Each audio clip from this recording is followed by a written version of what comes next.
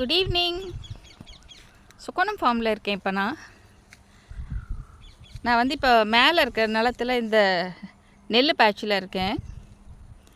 Last time உங்களுக்கு வந்து அந்த மோர் கரைசல் மீன் அமிலம் அதெல்லாம் கலந்து அடிக்கச்ச ஒரு போஸ்ட் போட்டேன். அப்போ தான் அந்த பூ வச்சுருந்தது. இப்போ பார்த்திங்கன்னா நல்லா கதிர் பிடிச்சிருச்சு.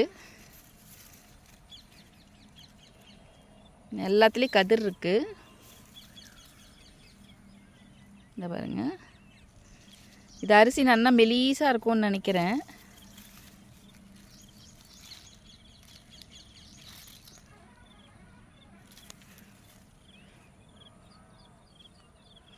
இப்போ ஃபுல்லாகவே நல்லா கதிர் வந்துருச்சு.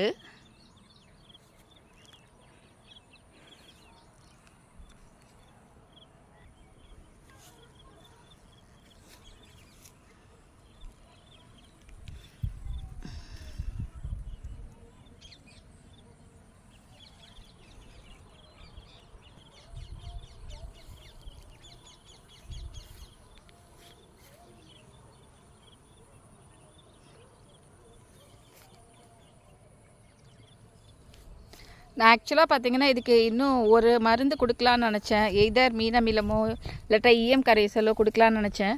இன்ஃபேக்ட் கடலை புண்ணாக்கு வாங்கி வச்சுருந்தேன். கடலை புண்ணாக்கு, எள்ளு புண்ணாக்கு, வெர்மி கம்போஸ்ட் வாங்கி வச்சுருந்தேன். இதில் விசிறி விடுங்க அப்படின்னு. அப்போ தான் அவர் சொன்னார், இல்லைம்மா கதிர் வந்துருச்சு அப்படின்னு சொன்னார். ஸோ கதிர் வந்துருச்சுன்னா நம்ம வந்து மோஸ்ட்லி எதுவும் கொடுக்கக்கூடாது. கதிர் வரத்துக்கு முன்னாடி நம்ம எவ்வளோ கொடுக்குறோமோ அதுதான். கதிர் வந்தோடனே கொடுத்தானா இந்த கதிர் வந்து பார்த்திங்கன்னா கொஞ்சம் அரிசி மோட்டாவாயிடும் அப்படின்னு சொல்கிறாங்க. அதனால் நான் கொடுக்கறதில்ல. நான் இன்றைக்கி கூட சொன்னேன், ஒரு ஈயம் கரைசலாவது கொடுக்கலாமான்னா வேண்டாமான்ட்டார் அவர். ஏன்னா அவர் நெல் வந்து கொஞ்சம் நல்ல எக்ஸ்பீரியன்ஸ் அவருக்கு. அதனால்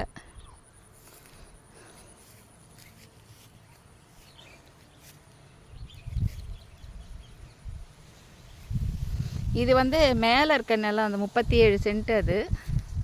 ஸோ இது ஃபுல்லாகவே நன்னாவே கதிர் வந்துடுது.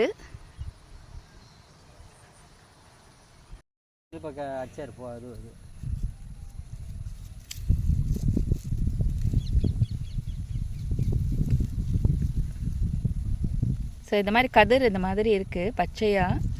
ஆனால் சிலதெல்லாம் நல்லா பழுத்துருச்சு. பார்த்திங்கன்னா நல்லா நெல்லாவே ஆயிடுச்சு. ஸோ இந்த மாதிரி எல்லாமே இன்னும் ஒரு 10 நாளில் எல்லாமே பழுத்துரும். பழுத்துட்டா சுற்றி இருக்கவங்க அறுவடை பண்ணச்சா எல்லாருமா சேர்த்து வண்டி பிடிச்சி இது ஹார்வெஸ்ட் பண்ணணும்.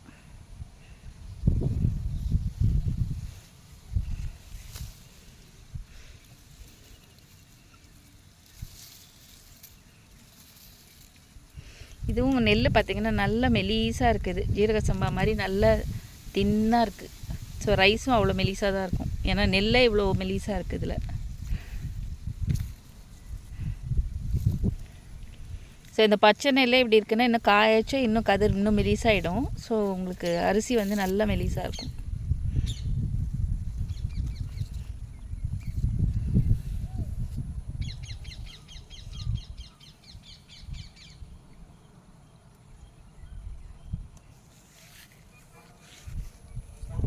ஸோ நெக்ஸ்ட்டு எல்லாமே நல்லா பழுத்து ரெடி ஆகச்சா ஒரு போஸ்ட் போடுறேன். தேங்க்யூ.